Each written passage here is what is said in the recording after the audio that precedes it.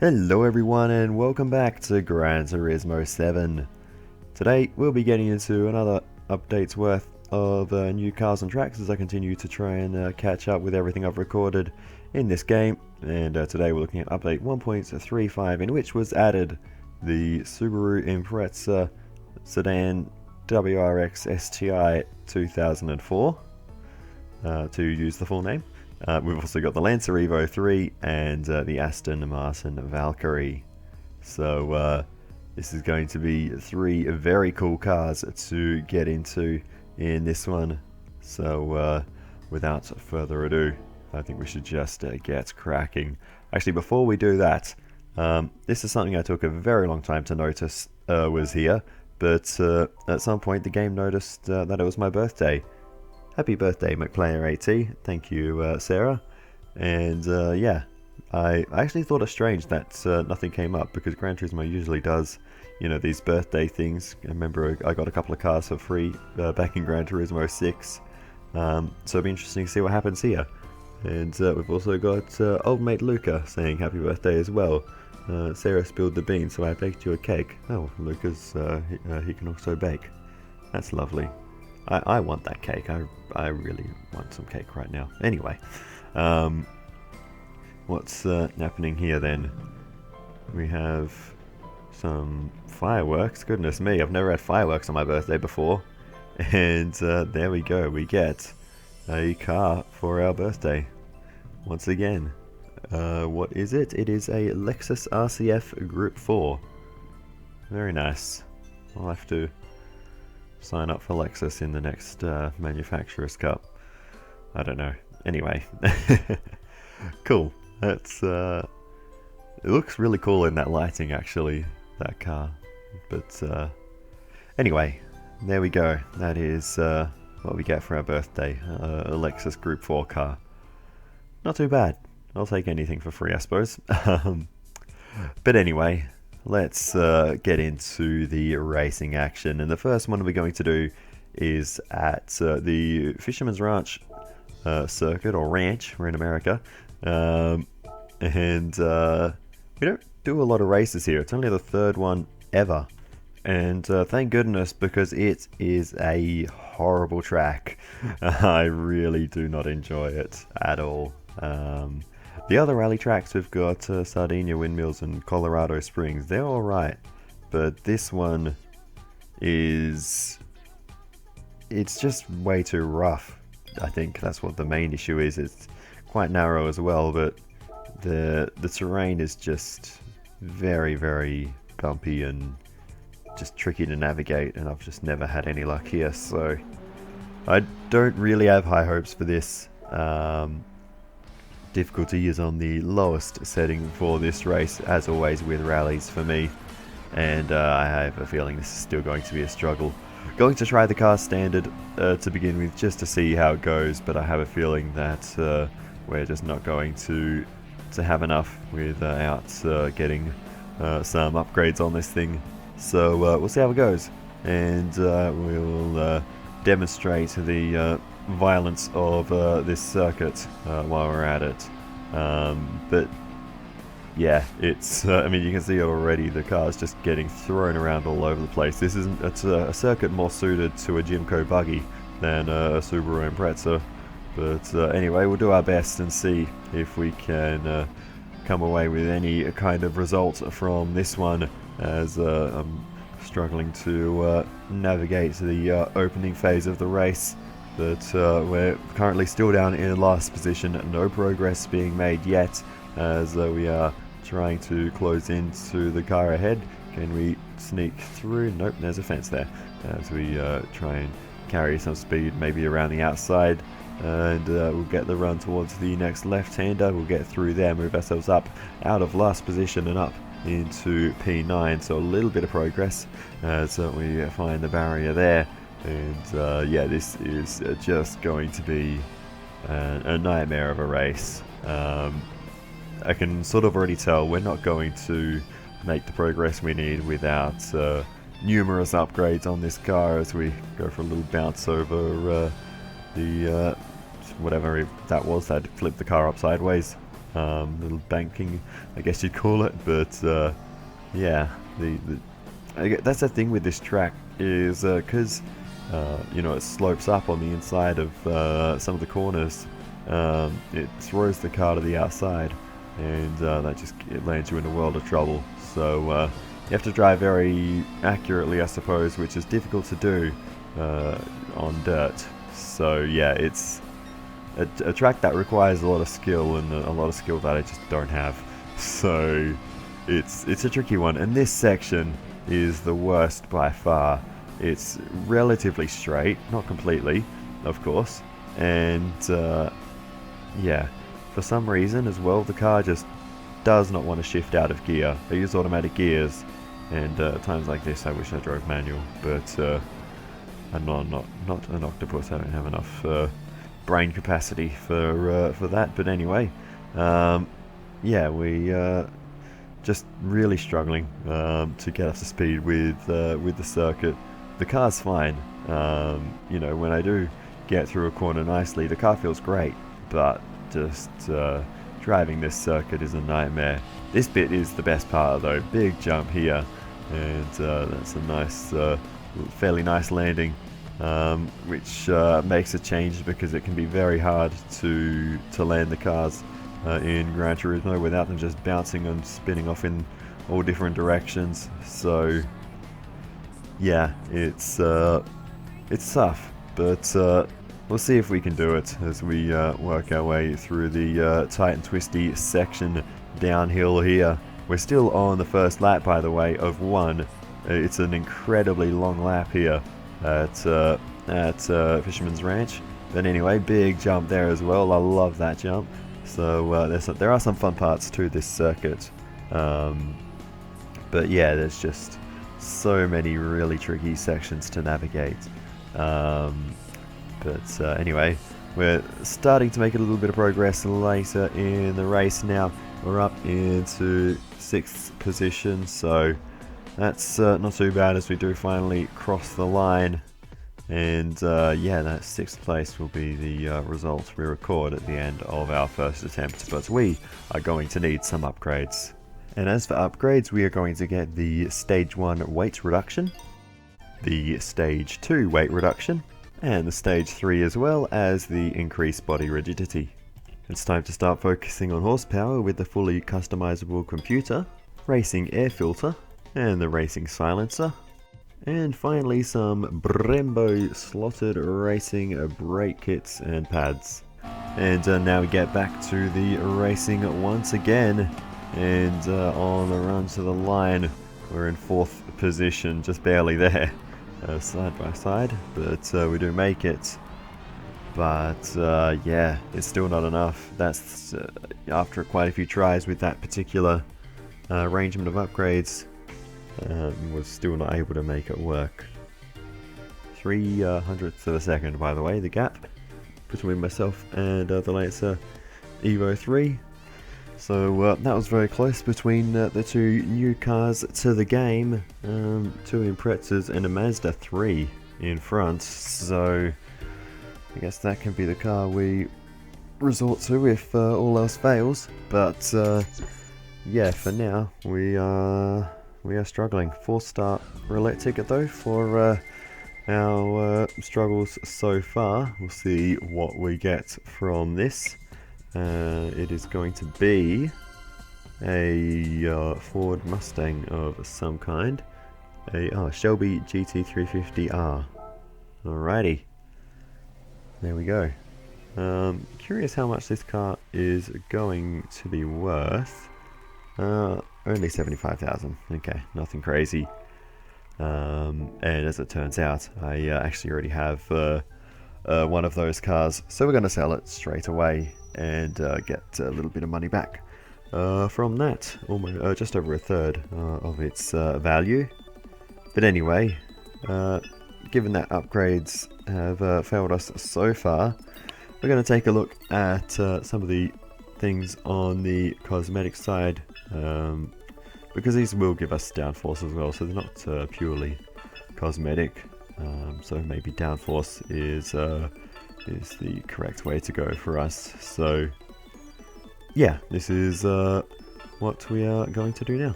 Back to the regular tuning shop, we're going to buy the Stroke Up S upgrade, the titanium connecting rods and pistons, and now we're back racing again. But unfortunately, yeah, things don't really go too much better, and it's only 3rd position on this particular run, so not ideal. We still need to find some more improvement. Next, we are going to grab the bore up upgrade, as well as this high lift camshaft. And then we will go racing again and see if we can do better now that we are closer to the 600 pp limit. So we get going and we'll see if we can do better. I just said all that, but anyway, we are not making any progress at all so far, but a good run here, and we'll make our move up into 9th position.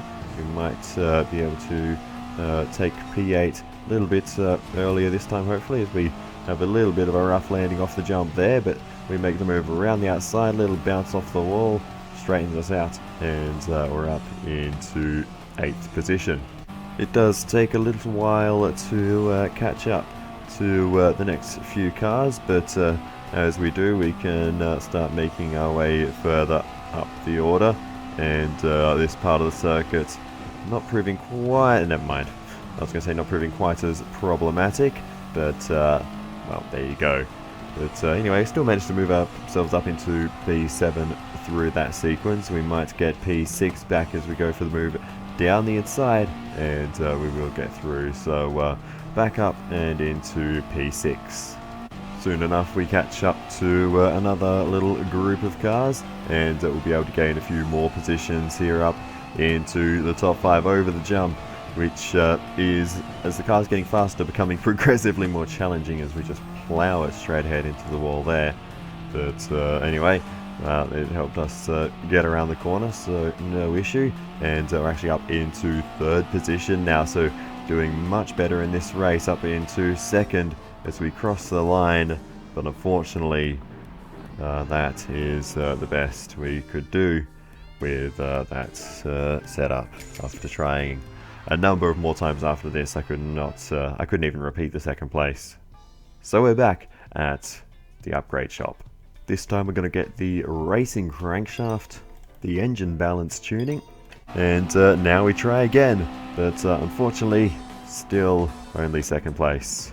So we did get close, just 1 second away, but still not close enough, and that was the best run I could get with that particular setup. Unfortunately, this has been going on for several days now, by the way. I've been trying this race for a long time, and after a 3rd place finish, we actually get a 6-star roulette ticket, which is quite rare to get that from the daily marathon, but at least Gran Turismo feels like being nice to me for all of the efforts in doing this. Unfortunately, the price from it is terrible, valued at just 41,000, ultra high RPM turbo for a Mazda RX-7. So that's a little unfortunate, but anyway, we will keep trying and see if we can get a better run.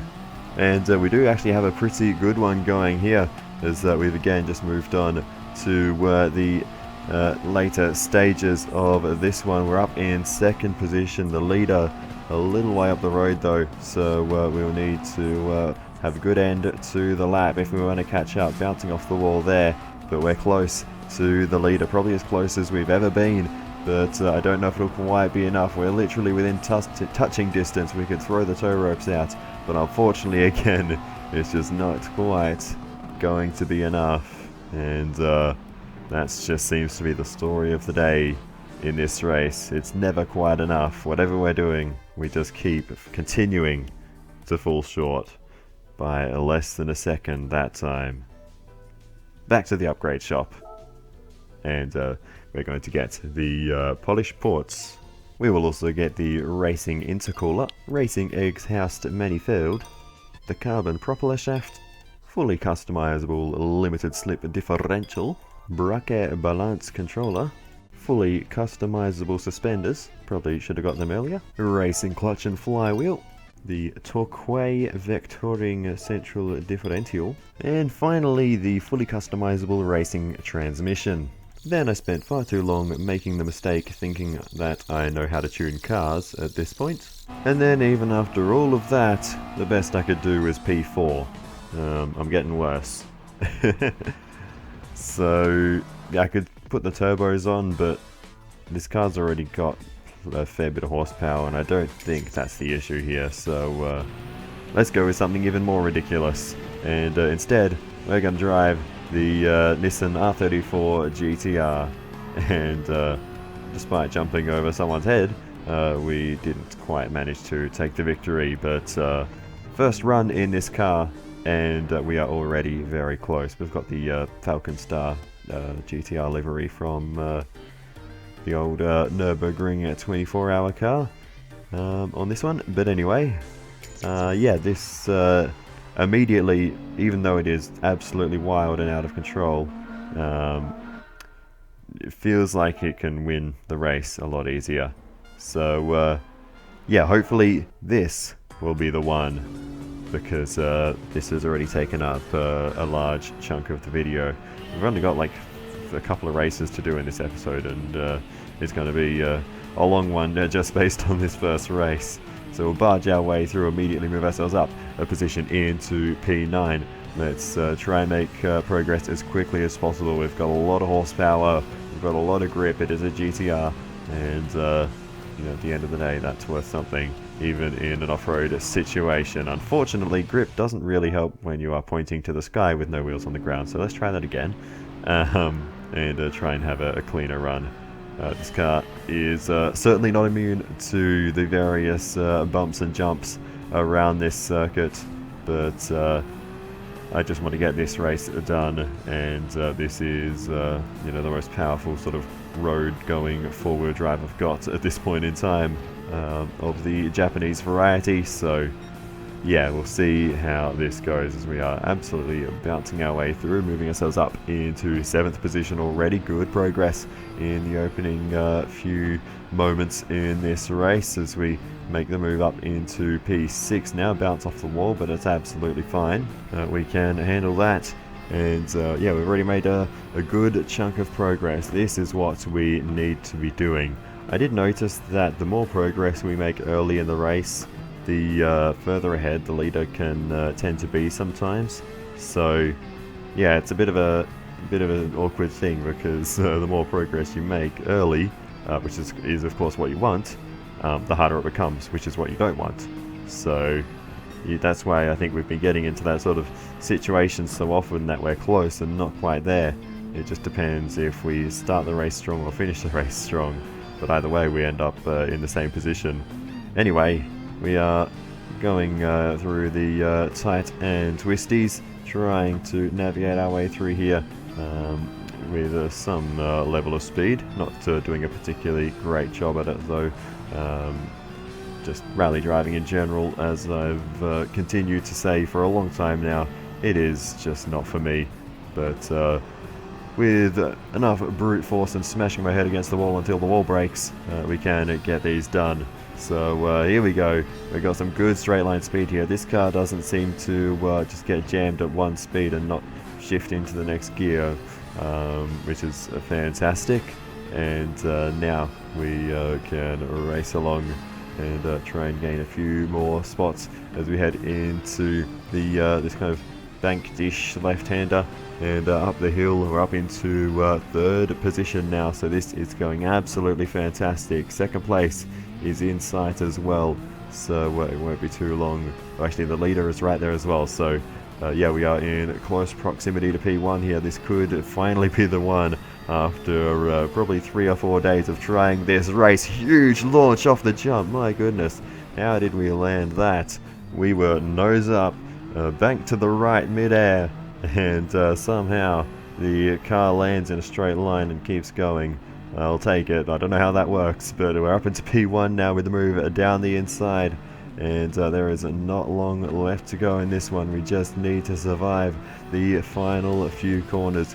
We come around the left-hander, and there's another jump to survive here. Downhill into the jump, big launch. We land it straight again. That one's not quite as dramatic to try to control, but that was another, point that we need to navigate and hope we can get right. And now there's just a few corners to go before we can take the victory here. In fact, that was the last corner. We're crossing the line to take first position here. Even after all this time, I still don't recognize the track well enough to know where the final corner is. Goodness me. That is the hardest race in the game. Full stop. No question about it. Oh my goodness. That was near impossible.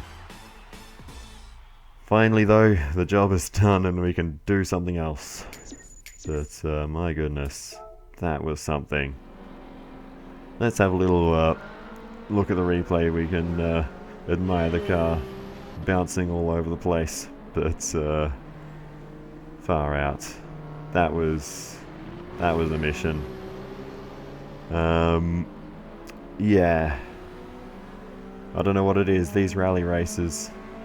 The problem with this one, which I just always found, is that is not because I wasn't necessarily fast enough. Quite a long time ago, in this video terms, I was, easily the fastest car on track, as you can tell by driving from 10th up to 2nd. But the fact is, despite this is a long lap, it's not really long enough to comfortably overtake 9 cars to go from last to first. So, the time you have to make up from where you start up to the leader is just too much in one lap, at least for me. And this is on the lowest difficulty setting, so yeah, I really struggled with this one. It just, felt like I was always just running out of time in the race. I had the pace and was closing in, but the race was just too short. So yeah, it was tough. Here's actually a really good camera angle of this downhill snaking S section. I really like that, actually. That just sort of shows the whole landscape of those 4 or 5 corners all at once. But anyway, we managed to get there eventually after 3-4 days of trying. I don't actually know, but it was far too long. In the end I just wanted to try a different car. I could have put the turbos on the Subaru. Look at the jump even on that section. Yeah. And, I like this R34. I'll drive any excuse to drive a GTR, of course. But, yeah. I want to see the big jump. What did that look like from off board? I think we're coming up to it somewhat soon. But, yeah, it's only a 4-minute replay. Won't be here for too long. But, yeah, this was just crazy. Here we go. Big jump. Oh my goodness. The height difference in the jump compared to the other cars. That is something. We absolutely launched it off the top of that crest. My goodness. No wonder we were having some handling issues at some point. Shows how much faster this car is, and we still just barely got there towards the end of the lap. But anyway, the matter of fact is it's done now, so we can leave this behind. There's the other jump, even that one's quite significant, but yeah. I really wish I was good at rally driving, because it looks so cool when you watch someone who's actually good. But yeah, it's not for me. I've just never clicked with it for whatever reason, as much as I've tried. And anyway, there's the checkered flag, and we can get out of here and do something else.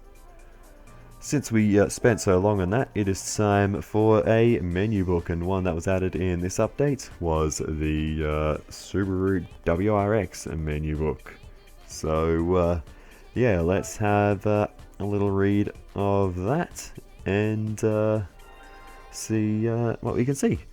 Collection of Subaru WRX completed, and a 4-star roulette ticket for this one. So let's see what we can learn about these cars. Everyone knows about the Subaru WRX stellar performance at the World Rally Championship WRC. Less well known is that the WRX takes its name from a Subaru car of the 1970s. I'm talking about the Leone RX, a passenger car that debuted in 1970. It made its claim to fame in '74 with an overall victory at the famously brutal Japan Alpine Rally. In later years, Subaru delivered remarkable performances on the World Rally stage. One famous car to be born of its efforts was the first generation Impreza WRX. Its name mashes together the letters WR, meaning World Rally, and RX, a nod to Subaru's legendary Leone. The first gen Impreza WRX was a small but tough car armed with a mighty turbo engine and 4-wheel drive. During the 90s, it won several World Rally championships, cementing its name in World Rally history. This second generation WRX built upon its predecessor's legacy with its own rally achievements.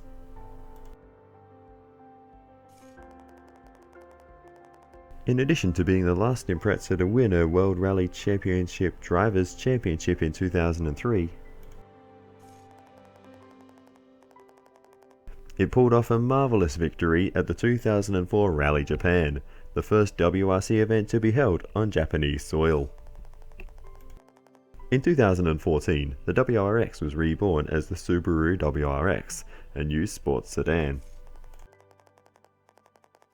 that has competed at the world's most demanding races, including the Nürburgring 24 Hours. The WRX is a must-have for enthusiasts of Subaru sports cars, making this a splendid collection indeed. Well, there we have it. That is a little story about Subaru WRXs. Shame they dropped the Impreza part of the name. They did the same with Skylines as well. You know, the R35 Skylines are just GTRs, not Skyline GTRs, like all the ones that came before. But anyway, that's how it be. What are we going to get for this 4-star roulette ticket? A fairly mediocre prize. I think that's the 30k pile. Yes, it is. So, nothing fancy. Anyway, let's move on from that because we have the 4-wheel drive challenge 600 yet again, this time at a road track. So the first thing we are going to do is put that difficulty straight back up to the maximum now that we are on a familiar road circuit at the Red Bull Ring. We've got the Mitsubishi Lancer Evo 3 GSR this time. So let's see how it goes with our fairly distinctive rear wing. Haven't done any upgrades to the car at all. It is massively underpowered for this race.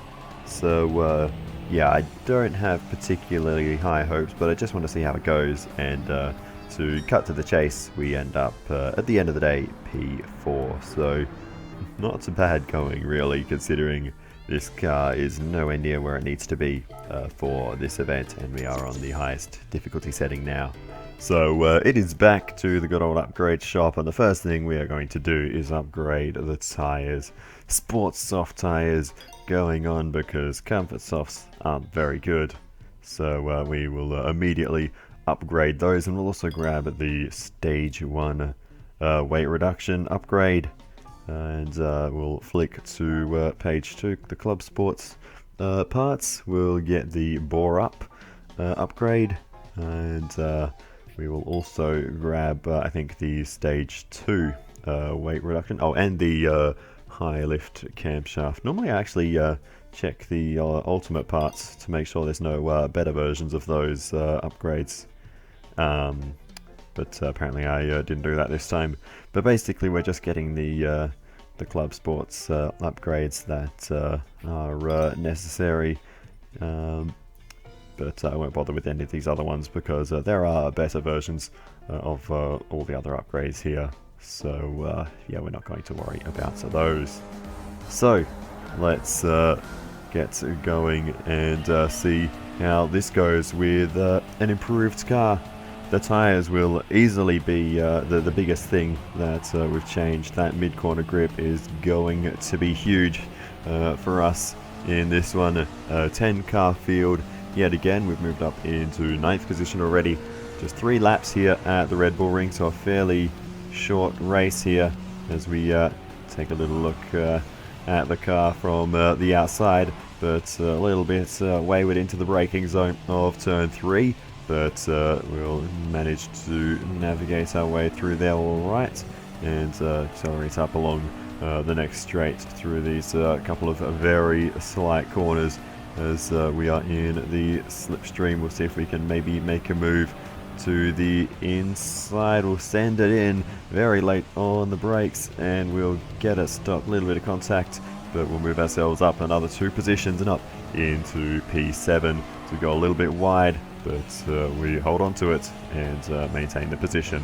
As we continue on, there's a little bit of squabbling away just in front of us, and we're going to be able to take advantage of that and move ourselves up maybe even 2 positions here along the straight up towards turn 2 and 3, and we'll maybe even be able to make one more if we can be late on the brakes up on the outside. We're going to full send a little bit too late. Actually no, we do get it stopped, and now it's going to be a drag race off the corner, and we should have the straight line speed here by the look of things, and we'll move ourselves all the way up into the top 3 onto the podium now. We move all the way on to the final lap as we start here at the end of the middle sector into the final sector, and we've caught up to 2nd place, purple sector there, but I don't know if we'll have enough to catch the race leader. They still have a considerable margin, so I don't think the winners on the cards in this one. Will try our best and go absolutely full send into the final few corners to see if we can close the gap, sliding it in, running it out really wide, and gonna just use this opportunity to carry the speed through the final corner.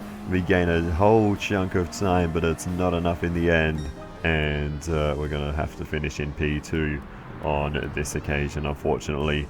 But I think we can do it with this setup. I think we can win the race. We just need to have a bit of a cleaner run through the traffic, and I think we can get there.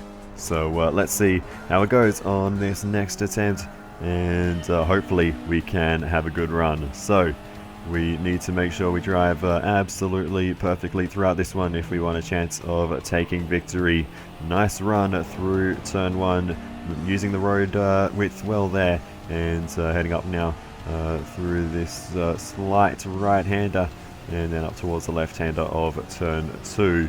And the obviously big braking zone into turn 3 will be a good opportunity for us to gain some time late on the brake. A bit too late as we smash into the back of the Impreza in front of us, but no harm done. We'll make the move around the outside and move ourselves up another position into P7. We might even get P6 by the time we get to turn 4, and it looks like we'll be able to do that pretty easily. So up into the 6th position now. We've done a fair bit of work on this opening lap. We can see the next couple of cars in front of us already, so we're going to try and stay on board throughout this one, and hopefully we'll catch up to them quite soon. Still learning a little bit about the limits of this car, especially in the braking, but other than that, I feel like through the corners I can drive it fairly well and get the lines pretty good, and we are gaining on the 2 ahead, so we'll see if we can make a move maybe even into the next corner of turn 9. We'll look to the inside, and we should be able to get this one done. Light on the brakes, chuck it over the inside curb to give us a bit of extra radius, and we've gotten the job done there and made another position. A big amount of curb usage there as we get the move done up into 4th position. So things are going well for us so far. At the end of just the first lap, we've already done a lot of the work required in this one. But look, it is raining slightly now, and the water meter indicator thing in the bottom left is starting to fill up. That's going to add a new dynamic to this race. I don't know if that's going to help me or make things more difficult, but it is another factor as we've moved up now into the top 3 along the straight. So things going well so far, and this rain is going to make things interesting. We got a touch deep there, but I don't think we lost too much time out of that.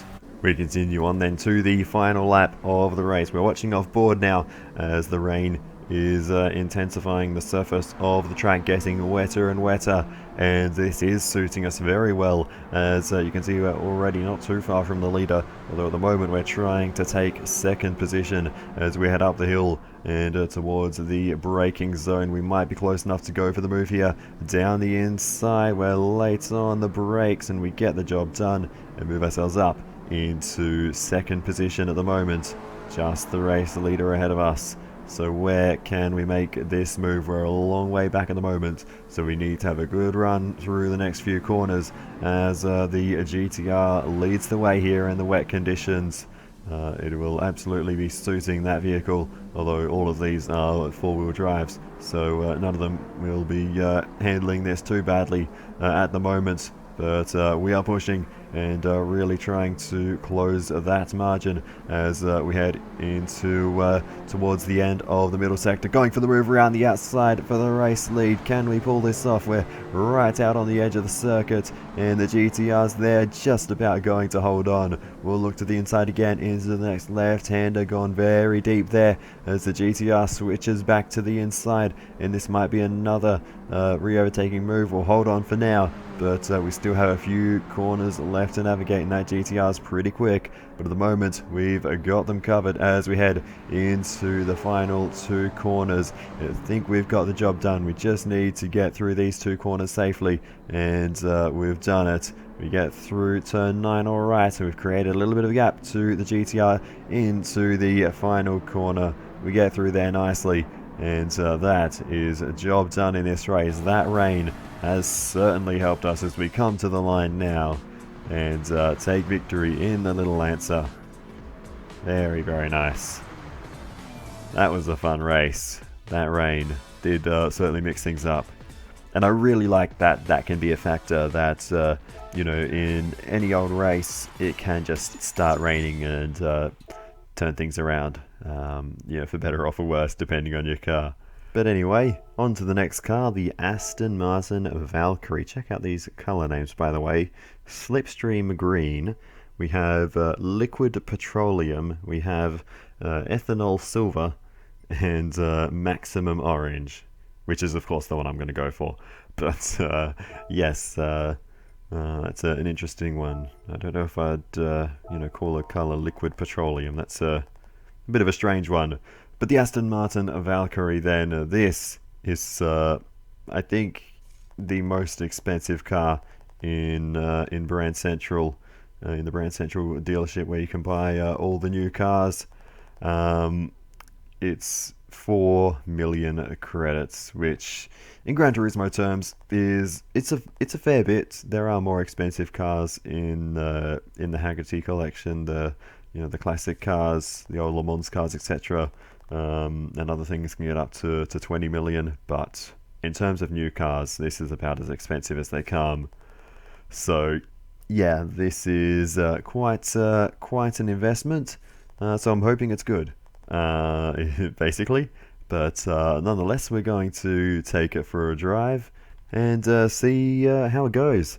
As you can see, 6.5 litre V12 revs to over 10,000 RPM, 1,139 horsepower with the electric motor as well. So yeah, that's not a small amount of horsepower. It's certainly you know, at face value, a very fast car, designed also by Adrian Newey, so surely it can't go too far wrong. Also looking at the weight there, 1,270 kilograms. The power to weight ratio is almost 1 to 1. It's what is it, like 131 kilograms over its power, if that makes any sense. But anyway, yeah, let's actually buy this thing after spending a couple of hours saving up for it, and yeah, see how it goes on a racetrack, and hopefully it's good. This thing's expensive, but I imagine it will be. So let's head out. We are headed to the hypercar parade at Circuit de Sainte-Croix-C. I believe this is the layout we used in the Trans Am series, and just turning the difficulty up to the maximum again after turning it down just for the money grinding races. But anyway, we will get going and see how this thing goes. My goodness, that sounds insane. I'm just going to let that go for a second. Ouch. Okay, we might need to dial that back a little bit. So the acceleration's good. That was a little bit of a shock. I didn't think it was just going to blast past the field like a rocket ship there. But anyway, let's actually turn for the first corner. That would be very useful, and try and navigate through the traffic with no issue. So bit sideways on the exit there, but I've only done 2 corners in this car, so I am still learning a little bit as we head along the straight. The straight line speed is just no comparison to the rest.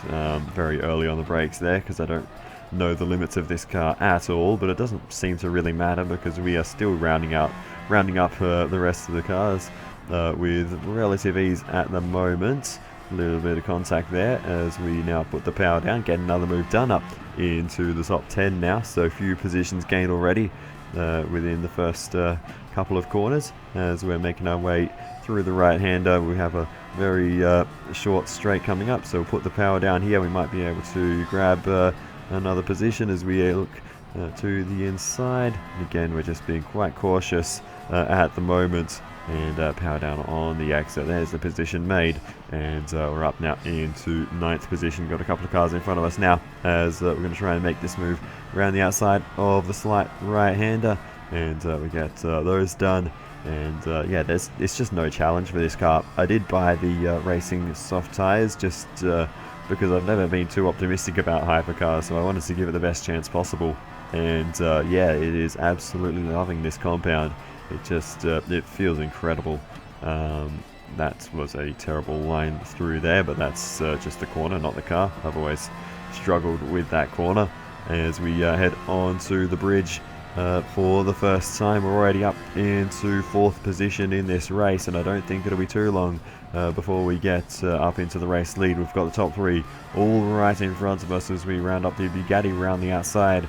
And now we've only got 2 cars left in front of us, and we just need to flow it through here nicely, power down on the straight, and now we'll see what the top speed of this thing can get to, because this is an enormous straight as we're building up already at 320, 330 kilometers an hour, 340. Can we hit 350 by the end of the straight? We can, just about there.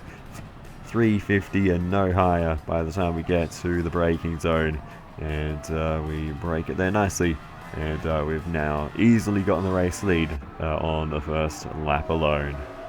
But just look at this thing. It is a monster machine.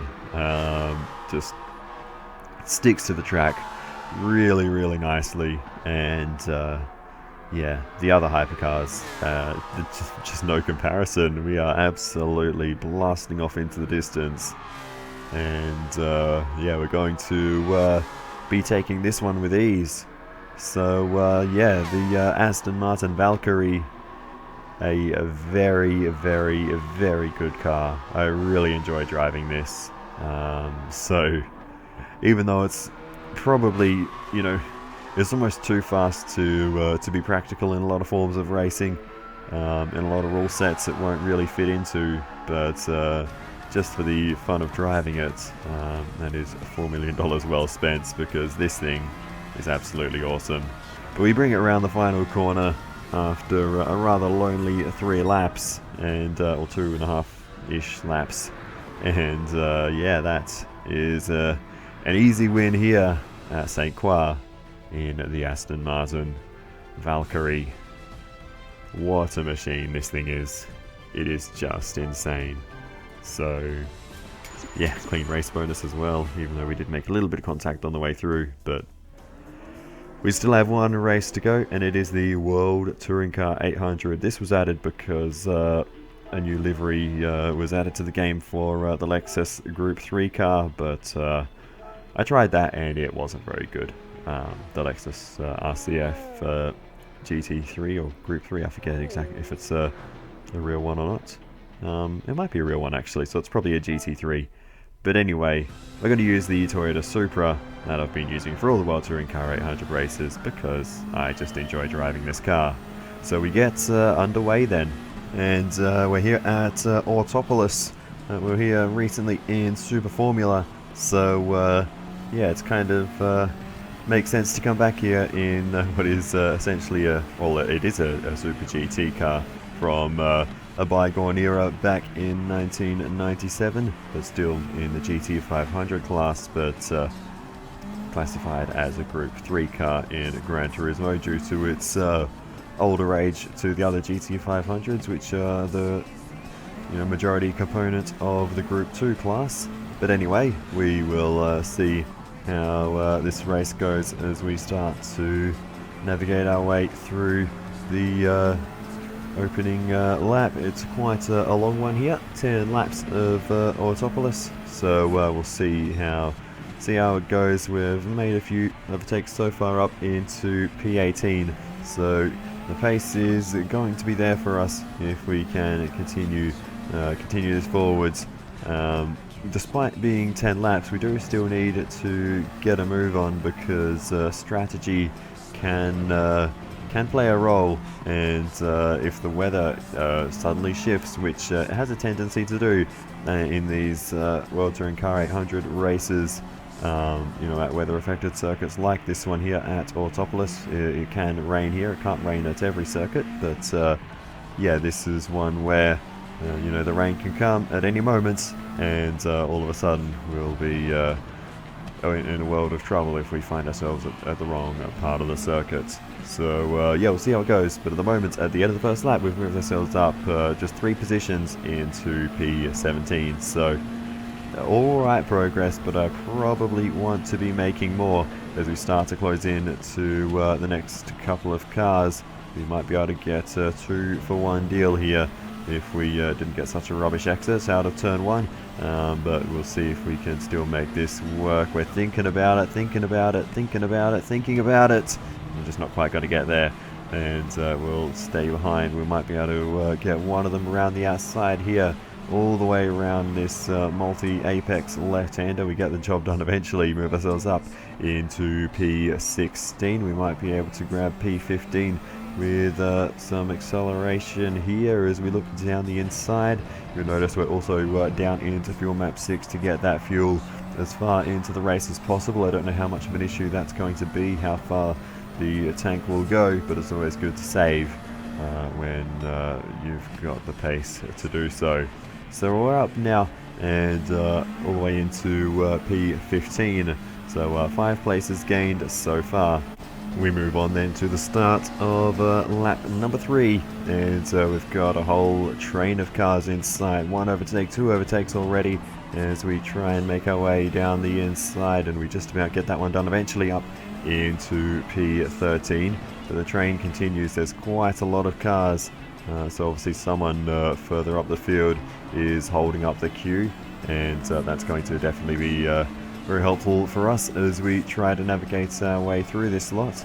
And we're going for a later apex here to see if we can straighten up the exit and get a better run. Sort of worked for us, didn't quite get down as I wanted to, but anyway, make the move into the back of the GTR, but squeezing through down the inside, and we get through, move ourselves up and into the top 10 now. And we still have some cars in front of us as we're looking to the inside once more. We're going to go late enough on the brakes here. Looks like we've made that work, and up another position into P9. Still 2 cars left in front of us here, so we can get as high as P7 in this little battle pack. A little bit wayward for a moment there, but we're managing to hold on to it so far, as there's not really any way to overtake through this sector as I'm looking high and low under Distraction Bridge and into the left-hander. We're up another position as the leader of this little pack has escaped away from us.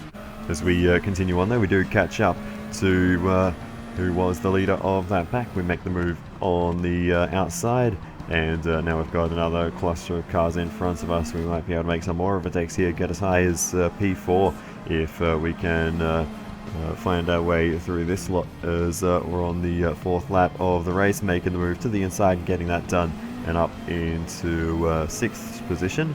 And if we can get a good run here, we're looking to the inside, trying to carry the speed. We just about managed to scrape our way through. That was a little bit borderline, as we make the last overtake up into 4th position now, and we get that one done. So a good 4th lap of the race, and now just the podium runners left in front of us. As we continue on then, we do catch up to 3rd place, and we'll see if we can make the move. It's going to be a late one down the inside, but we get the job done, move up into 3rd position. The race leaders though, 1st and 2nd, are ways up the road still, so we've got plenty of work left to do in this race, despite the quick progress over the previous few laps. We've got a lot of time to make up, and a spin completely around there, and that is the opposite of what we needed. And now we're having a world of trouble getting this thing pointed in the right direction again, dropping position after position, and we're down into P7 yet again. So a lot of time lost there, as we need to try and get some of this back. Big lunge around the outside, and of course that's not really going to get us anywhere, but we get some good traction down on the exit, back up into P6. We'll grab P5 here as well down the inside. Not quite late enough on the brakes, we'll have to remain behind for a little bit longer, but we should have the inside running here. We've got the job done up into the top 5 once again, but we're now a lot further behind the leader. As we continue on then, we catch up once again to the Mercedes running in 4th position. We'll make the move down the inside and take that place for ourselves and get the job done there. Still plenty of work to go with 3 laps left after this one, but we might still have a chance as we go very deep there out onto the grass just slightly, but we get away with it. We maintain 4th position for the time being, but we are starting to run out of time in this race, so these mistakes need to stop. Oh, and one of the top 3 has entered pit lane. The Chilean driver in the Porsche has dropped down the order, and I struggle to believe they'll be able to recover from that, as we also get past the Subaru BRZ GT300 car. That moves us up into 2nd position with just 1 car left up the road. And as we now continue on to start the final lap, only the Lexus RCF in front of us, and they've got a horrible run along the straight. We're up in fuel map 1 now, and we just go blazing past them as if they are standing still. So now you see why I'm not driving that car, but with a race lead in our hands, we just have to manage these tyres because they are a little bit worn, but that's purple first sector unsurprisingly with that straight line speed. And yeah, we've just got to manage the car to the end, and we should be able to bring this one home. And that is exactly what happens. We have no further issues in this one, and we'll bring home the win by a fairly significant margin. In the end, the Supra is just too good. I love this car. It's very, very nice to drive, and yeah, taking home the win by almost 6 seconds in the end, despite only making that move at the start of the final lap. 4-star roulette tickets for our troubles there. But anyway, as we spin this one, that is, I think, just about going to bring this one to an end. We do have another menu book as we get the usual 4-star ticket prize of 10,000 credits. But 10,000 credits all the same. But yes, we have one more menu book, and this goes. This one is the Mitsubishi Lancer Evolution menu book, which gives us another 4-star ticket. But anyway, we'll get to that after reading the thing itself. But yeah, this is the Mitsubishi Lancer Evolution collection. We've already got all 3 cars, so we can just get straight into it. Congratulations, you've got all 3 cars. This completes your Mitsubishi Lancer Evolution collection. Once you've collected your present, I've got some stories to tell you about these cars.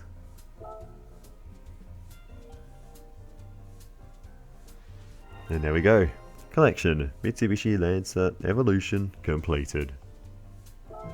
And a 4-star roulette ticket for our troubles. Now, let's see what we can learn about these cars.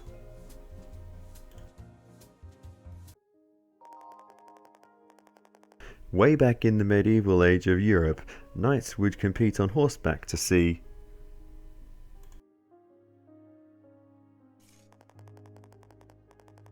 who could get to their lord the fastest, effectively engaging in proto-rally races.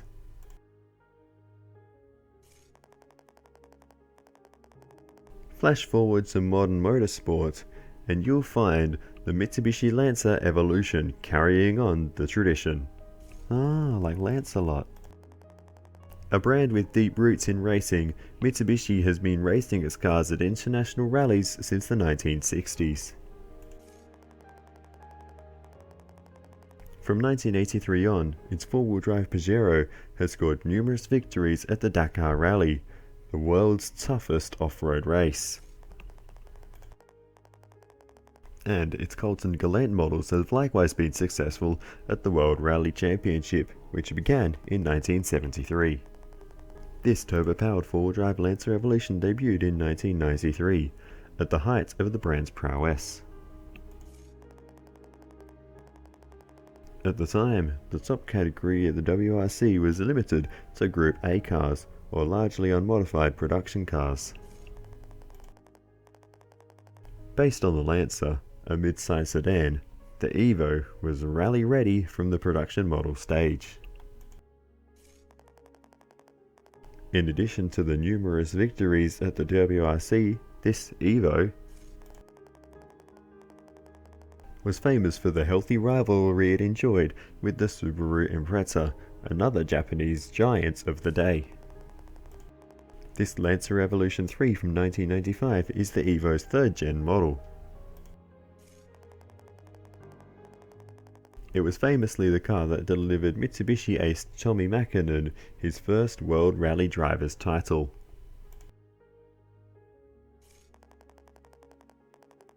That same year saw a model change that marked the start of the Evo's true 2nd generation. The face of this evolutionary leap for the Evo was the Lancer Evolution 6 Tommi Mäkinen edition.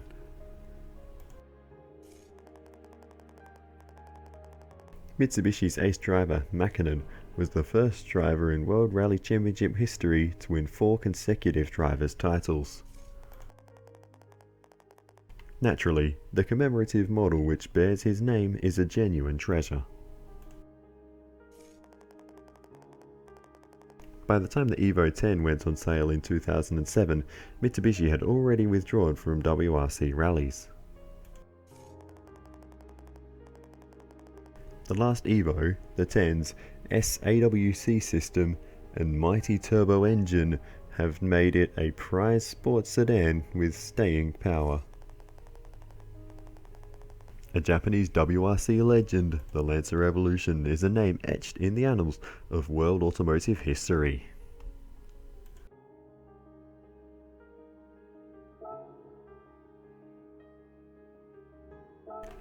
And so there we have it, a little story about Lancers.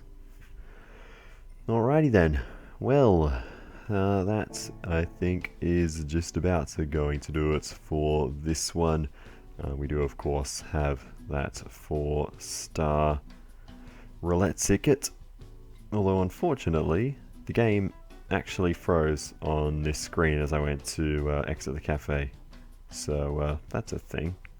Still, we reload the game and we can spin this roulette ticket, see what we get for this one, and it's barely worth the excitement. 10,000 credits.